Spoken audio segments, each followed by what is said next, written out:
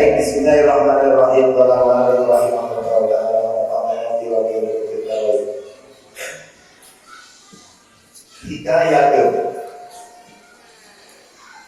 Hikayatun kalau bahasa Jawanya utawi iku ana cerita. Ada kisah. Hikayatun sebuah kisah. Hikayatun sebuah kisah. Hikayat.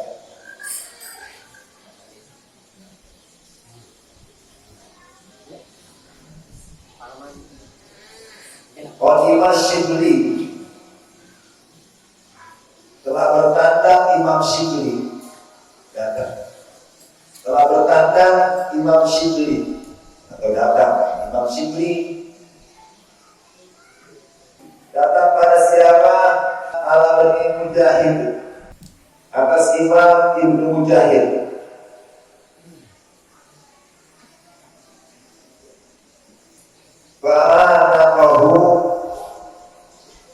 Kemudian menangkap Imam Shibli Ibnu Mujahid oleh Imam Ibnu Mujahid.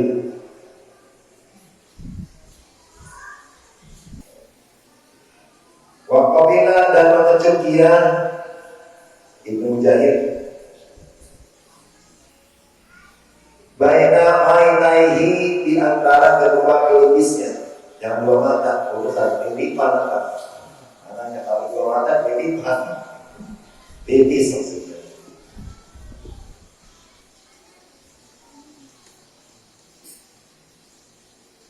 Fasu'ila,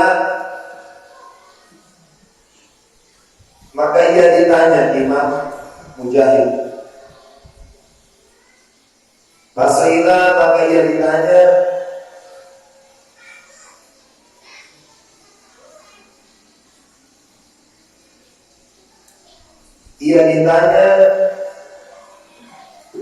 andalika, dari hal yang demikian. Andalika, dari hal yang demikian. Maksudnya merangkul dan mengecut. Baliknya zalik, kelapat anak kohu dan obina.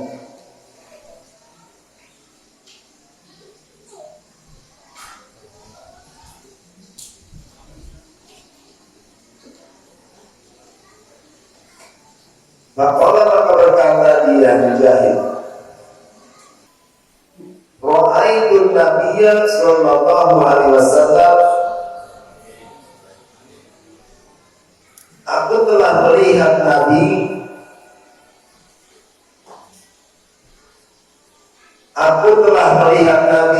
sallallahu alaihi wasallam.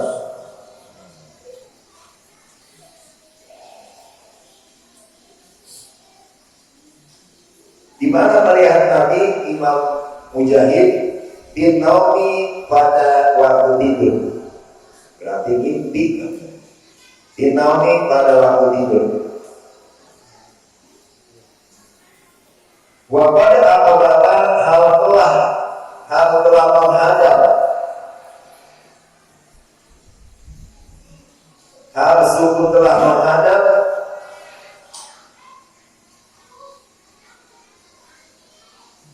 Ash-Shibli, Imam Shibli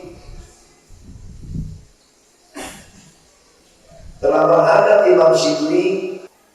Faqama Nabiyyu sallallahu alaihi wasallam, maka berdirilah Nabi sallallahu alaihi wasallam.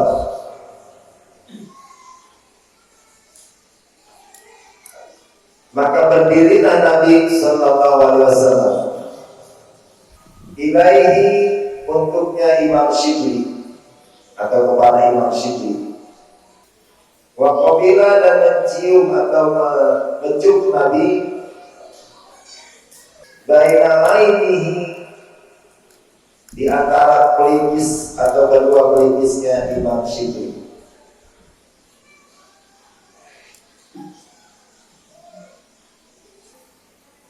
Fakultu, aku berkata, siapa nih akunya? Ibnu Mujahid berarti. Aku berkata, ya Rasulullah, wahai Rasulullah, ataf'alu hadza, karena apa atau mengapa engkau melakukan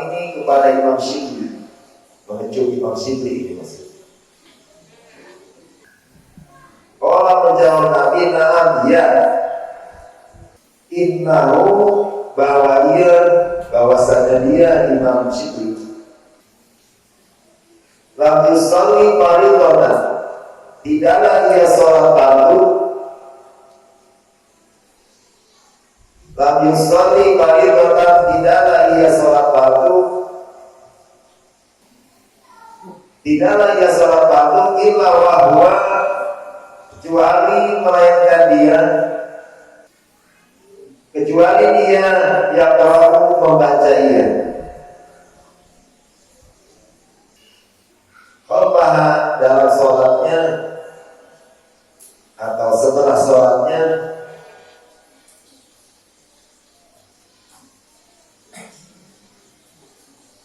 membaca apa? Laqad ja'akum rasulun min anfusikum, ayat laqad ja'akum rasulun min anfusikum.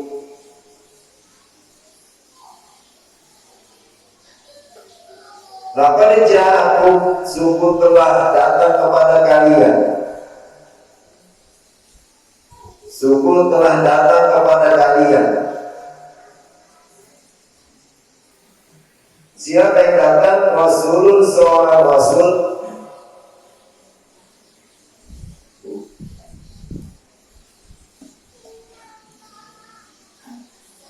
Rasul, seorang rasul min anfusikum, dari bangsa kalian, min anfusikum, dari bangsa kalian. Dibacanya oleh Imam Syibli ila akhir ayat ini, sampai akhirnya, sampai dua ayat terakhir. Ila akhir ayat ini, sampai dua ayat terakhir dari lafaz Ya'qub. Laqad ja'akum rasulun min anfusikum azizun 'alaihi ma anittum harisun 'alaikum bil mu'minina ra'ufur rahim. Fa in tawallaw fa qul hasbiyallahu la ilaha illa huwa 'alaihi tawakkaltu wa huwa rabbul 'arsyil 'azim. Dibaca ayat itu. Wa yaqulu, dan berkata dia Imam Syibli, sallallahu alaika ya Muhammad, semoga Allah menambahkan kemuliaan atau rahmat alaika ya Muhammad, atasmu ya Muhammad, wahai Muhammad. Fasa'altu Syibliya, maka aku bertanya kepada Imam Syibli, bertanya kepada Imam Syibli, apa yaquluhu, tentang sesuatu yang dia bacanya pada sholati, setelah sholat. Pada kalau isnahu, pada kalau maka menuturkan Imam Syibli mislahu, seumpamanya ayat yang dia baca. Wal maqalatu tasi'atu wal ishrun, dan maqalah atau ucapan yang ke-29, ucapan yang ke-29, qala asy-Syibli, berkata Imam Syibli. Apa maqalah Imam Syibli? Ida aradta, bila kamu menginginkan antas tak bisa untuk berjinak-jinak, antas tak bisa untuk kamu berjinak-jinak billahi, kepada Allah,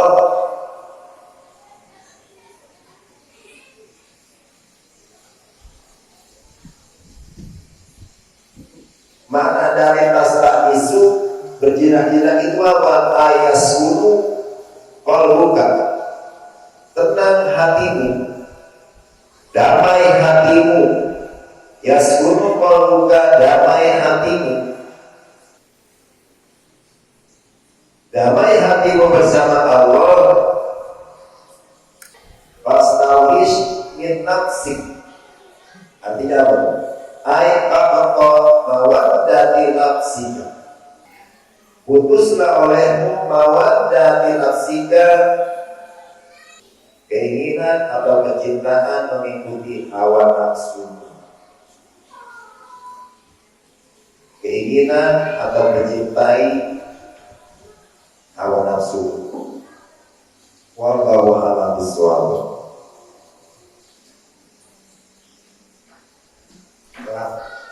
Sedikit kita baca lafaznya ya, lafaznya sedikit buat ering-ering. tentang makalah Imam Syibli ADWT. Diikuti saya. Bismillahirrahmanirrahim. Bismillahirrahmanirrahim. Qala. Berkata Imam Syibli. Ida aradta. Bila kamu menginginkan.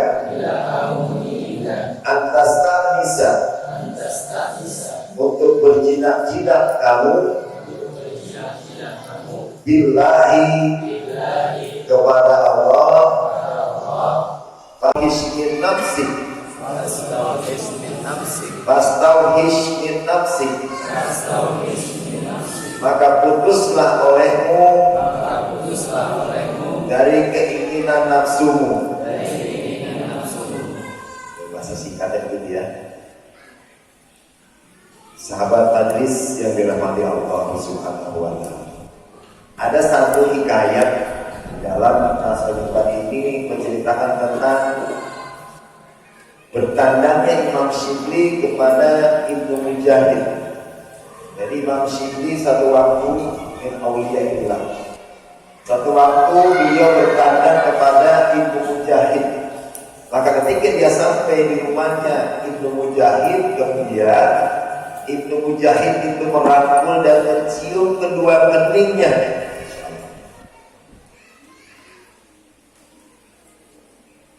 Maka tentang kejadian tersebut akhirnya Ibnu Mujahid ditanya, kenapa sampai demikian? Maka berceritalah Imam Ibnu Mujahid, di mana aku dalam mimpiku telah melihat Rasulullah SAW. Pada waktu itu Imam Syibli menghadap kepada Rasulullah dan Rasulullah pun berdiri untuk Imam Syibli.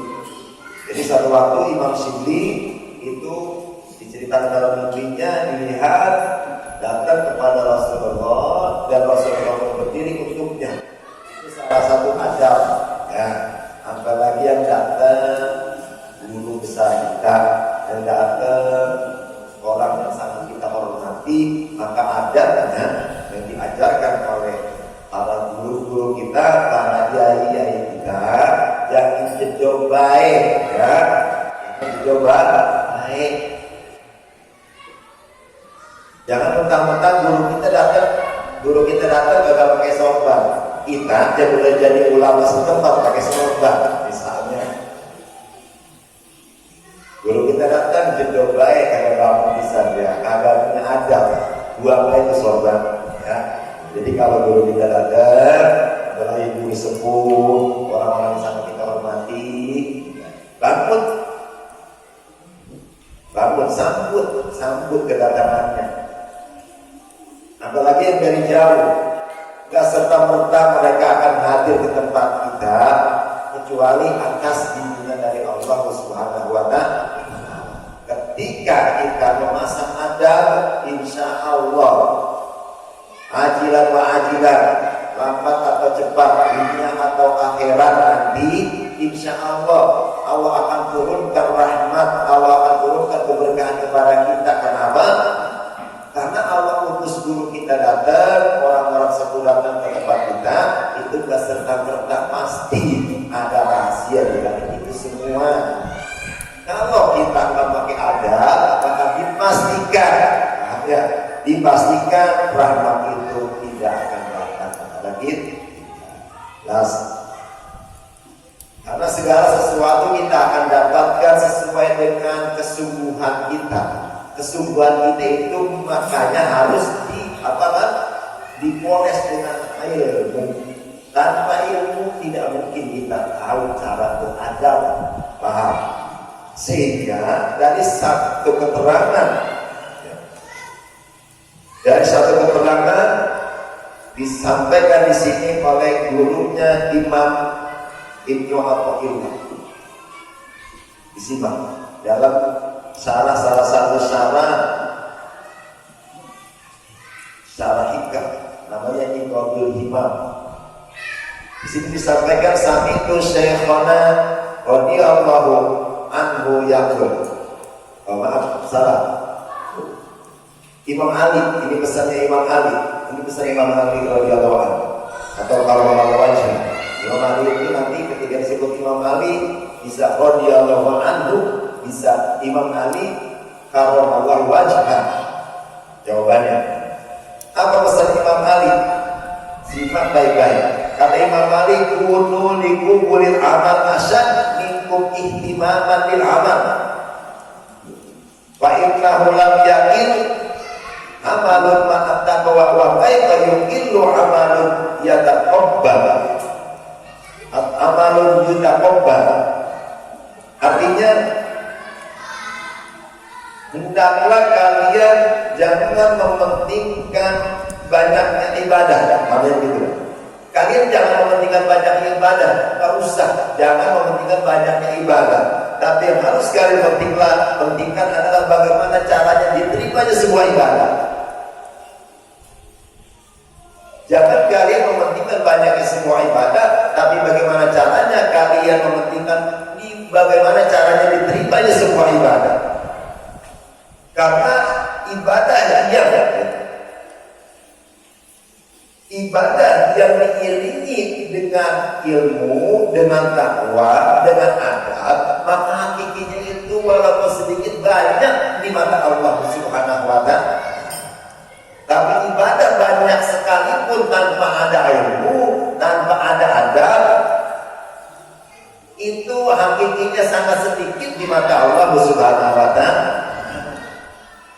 Makanya jangan aneh, nanti kita akan menyaksikan orang-orang yang sholatnya nggak jelas, rasanya nggak kita kelihatan dia mulainya, kita nggak melihat dia puasa sunnahnya, umpamanya, kita nggak melihat keistimewaannya, nggak kelihatan, tapi adabnya, tokoh peramahnya itu sangat diperhatikan, maka boleh jadi ketika dia 2 rakaat sholat sedikit amal, maka sedikit amalnya itu banyak di mata Allah Subhanahu wa ta'ala. Tapi berbeda, hanya orang yang mengandalkan kuantitas, mengandalkan zahir, dia seakan banyak beribadah, banyak beramal, tapi hakikinya amalnya itu nol, sangat kecil di mata Allah Subhanahu wa ta'ala. Kenapa? Karena tidak ada adab di dalamnya. Sudah demikian. Jelas ya?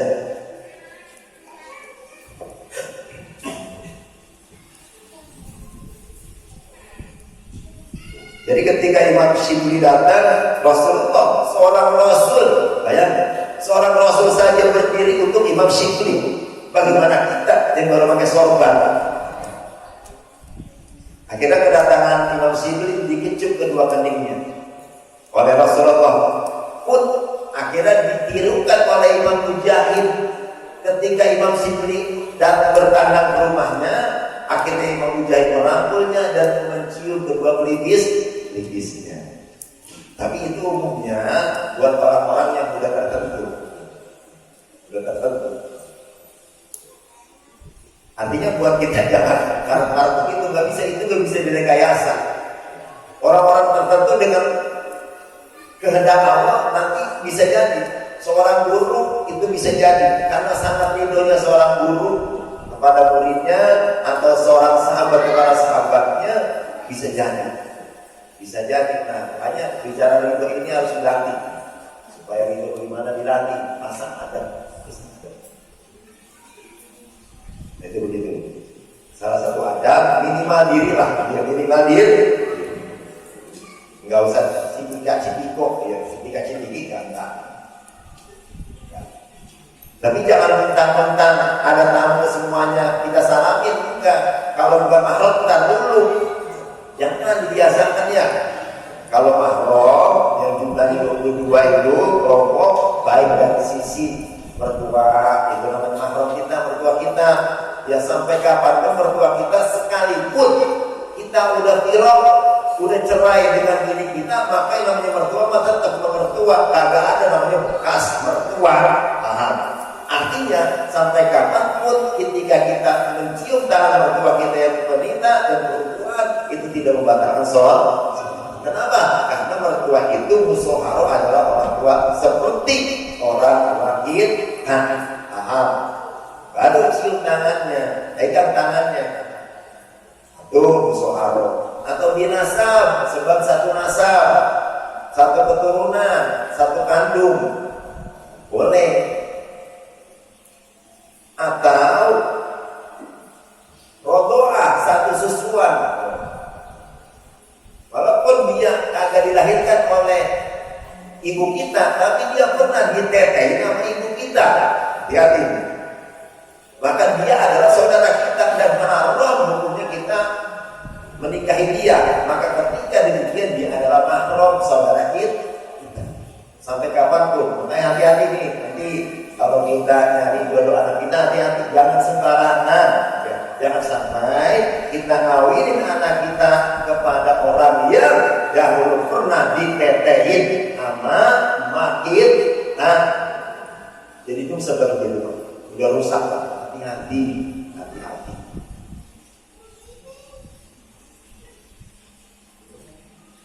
Nah, di antara amaliyah yang hingganya Rasulullah itu mengejuk kening Imam Syibli itu apa? Ditanya oleh Abu Jahil dalam mimpinya kepada Rasulullah. Ternyata jawabannya kata Rasulullah, Imam Syibli itu tidaklah dia pernah sholat fardu kecuali setelah dia sholat fardu dia membaca laqad ja'akum rasulun min anfusikum azizun 'alaihi ma 'anittum harisun 'alaikum bil mu'minina raufur rahim. Fa in tawallaw faqul hasbiyallah la ilaha illa huwa 'alaihi tawakkaltu wa huwa rabbul 'arsyil 'azim. Yang belum punya amalan baca itu, insya Allah yang tak tidur ada yang minum. Kalian tidur baca itu,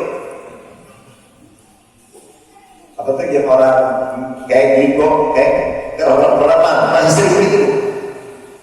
Orang itu kelewat orang, udah lama-lama aja masih kerap juga tak terlalu bisa. Ada masih kerap lagi tidur nih kayak budak-budak menikah, budak-budak balik kos-kosan. Tahu tidurnya, bisa jadi tidurnya ngancam, baca anak kagak, istighfar kagak, ngancamnya dia.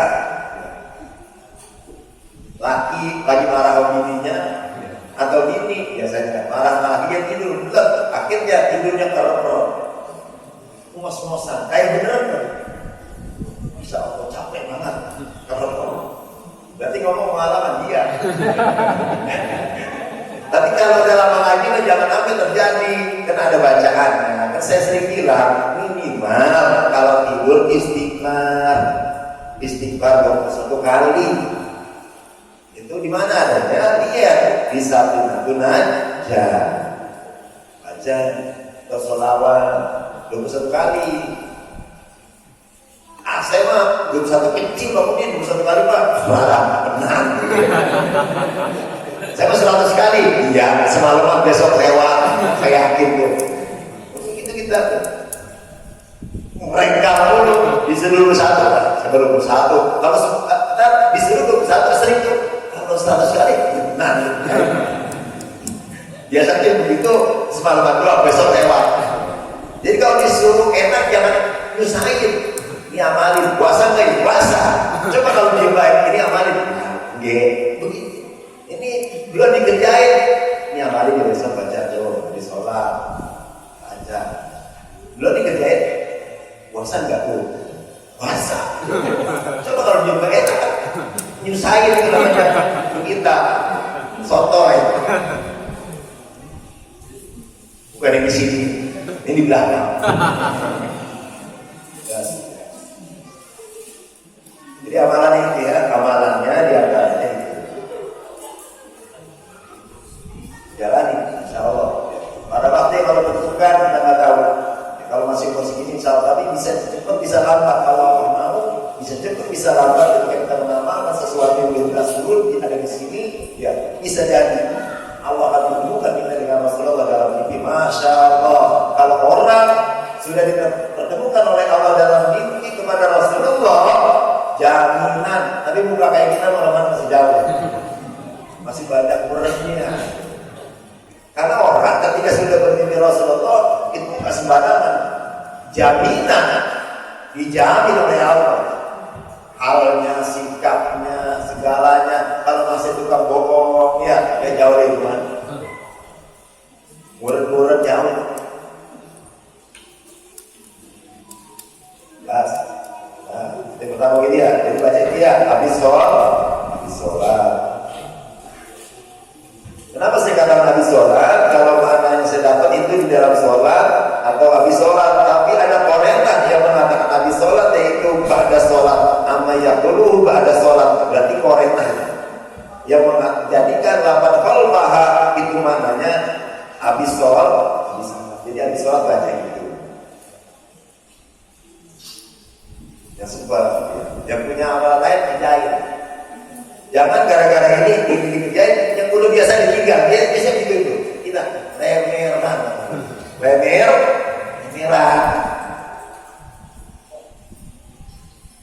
Ini khususnya buat yang habis sholat dan pas jangan. Ada yang berpaham begitu. Di sini jangan sampai. Ya minimal di tempat kita mandi, di lingkungan kita jangan sampai banyak paham. Ya yang habis sholat tanpa jalan. Man laisa lahu wirdun bahwa irjun. Barang siapa yang gagal punya wirid, maka dia sama aja kayak teh. Bukan kata saya itu, kata Al-Habib Abdurrahman As-Segar. Bukan kata saya hanya ini.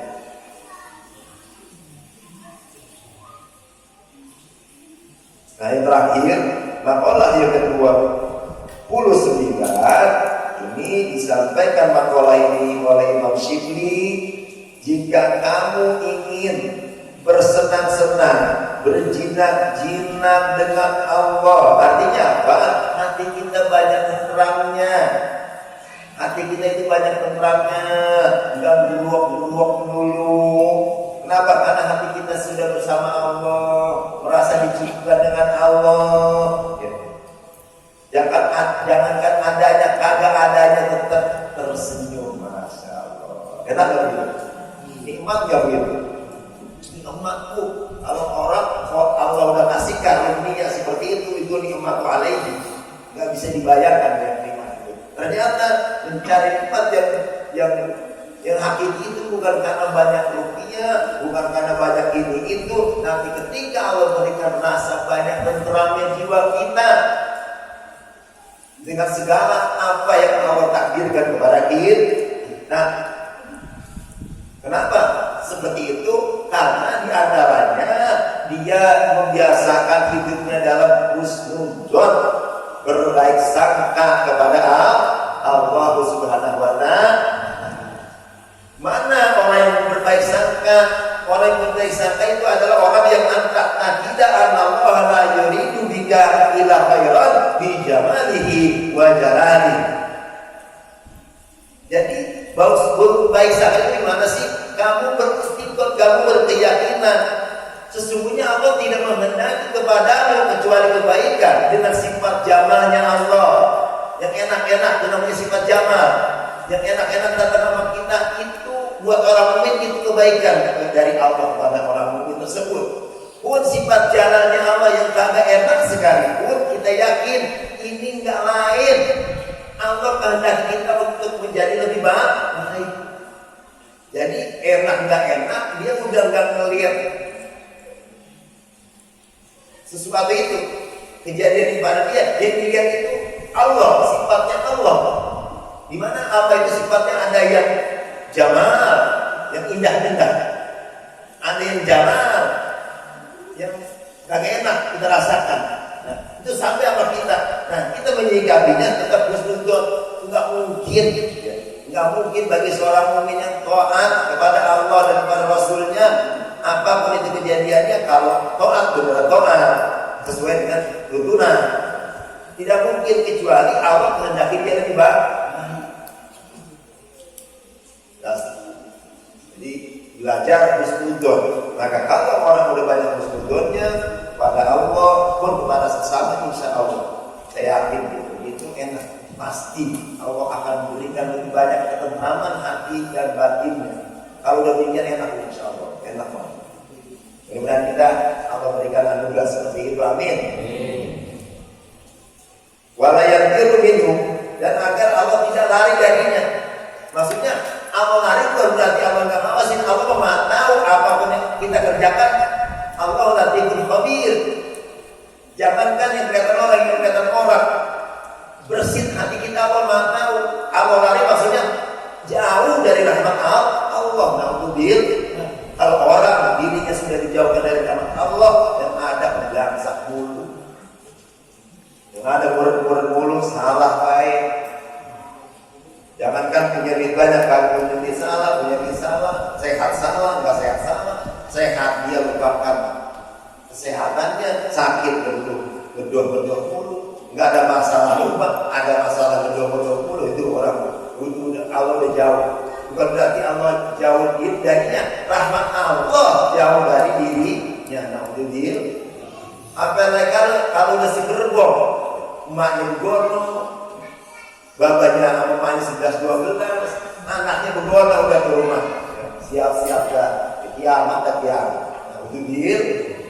Maka bersyukurlah ketika kita Allah karuniakan suami, istri, anak yang mau taat kepada Allah, yang mau belajar taat, apalagi semuanya udah hadir di majelis ilmu, insya Allah. Itu kenapa Allah hadirkan seperti itu? Sekali lagi jawabannya, semua itu syariatnya sesuai dengan perjuangan seseorang. Dan disitulah sifat adilnya Allah. Mudah-mudahan nantiasa kita diberikan kekuatan bagi-bagi oleh Allah Subhanahu wa taala, sehingga apapun yang Allah hadirkan dalam kehidupan kita, baik sifat jamalnya Allah yang enak-enak atau sifat jalannya Allah yang terasa enggak enak, semuanya kita sikapi dengan alhamdulillah. Itu derajat yang paling tinggi. Alhamdulillah itu derajat yang sangat tinggi. Bermanfaat, mari sama-sama kita duduk dengan membaca wal asli bismillahirrahmanirrahim. Wal asli bismillah kita dan